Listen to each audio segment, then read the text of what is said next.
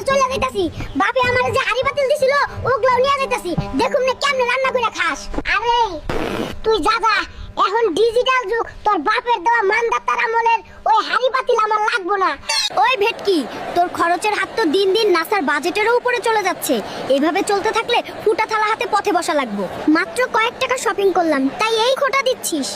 বাড়ি থাকতে আমি কারি কারি টাকা উড়াতাম, তারপরও কেউ কিচ্ছু বলেনি। এই ফারহানা, আমার সাইকেলের চাবি কই রাখছস? ঘুরতে যামু, জলদি আমার সাইকেলের চাবি দে। প্রতিদিন এসব ঝামেলা কিন্তু ভালো লাগে না। সাইকেলের চাবি তুই পাইতি না রে গোলামের পুত। তুই যে ঘুরতে যাওয়ার নাম করে মেয়েদের সাথে ট্যাঙ্কি মারতে যাস, সেইটা আমি জেনে গেছি। নাতি চল, পাশের গ্রামে একটা বিয়ের দাওয়াত পড়ছে, খেয়ে আসি। আরে দাদি বলো কি? চলো তাড়াতাড়ি চলো, মেলা দিন বিয়া খায় না। নাতি খাচ্ছিস না কেন? তাড়াতাড়ি খা। ধুর দাদি, তুমি আর বিয়ের দাওয়াত পেলে না? আমার বান্ধবীর বাসায় আসা লাগলো। এই খাওন, গলা দিয়ে নামবো না।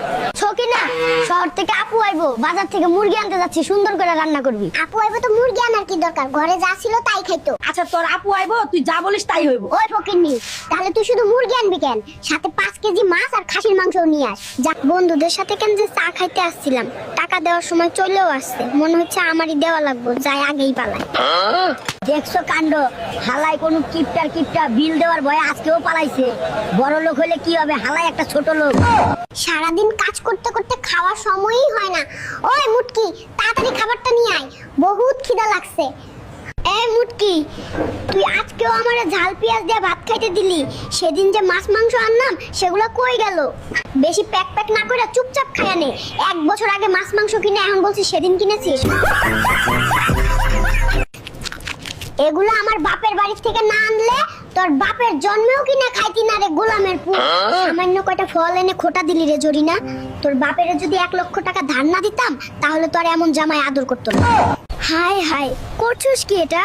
ওই মরিয়ম, তুই কি পাগল হয়ে গেছস? এত জায়গা রেখে ঘরের মধ্যে গাছ লাগাচ্ছিস কেন? ওরে গোলামের পুত, তোর সাথে এই ঘরে থাকলে আমার দম বন্ধ হয়ে আসে, তাই তো গাছ লাগাচ্ছি।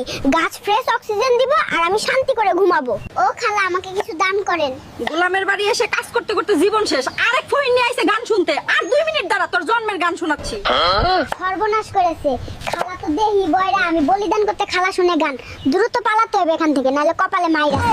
মেনছে আমার কয় আমি নাকি কিপটা কুটুম্বারি কিছুই নিয়ে আই না। এই দেখ কুলসুম, আজ মাছ নিয়ে চলে আসছিলে, রান্না কর, কবজি ডুবাইয়া খামু। আইছে আমার নবাব দাদা, 2টা ছোট মাছ নিয়ে ড্যাং ড্যাং করতে করতে আবার নাকি কবজি ডুবাইয়া নিজেই খাইবো।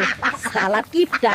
ওই ভাবি, এই কাপুনি শীতের মধ্যে রস পিঠা খাইতে মনটা আনচান করছে, দিবা নাকি? কয় রস পিঠা বানাইয়া। শীতের মধ্যে মানুষ বের হতে পারছে না, আর উনি এখন পিঠা খাবে।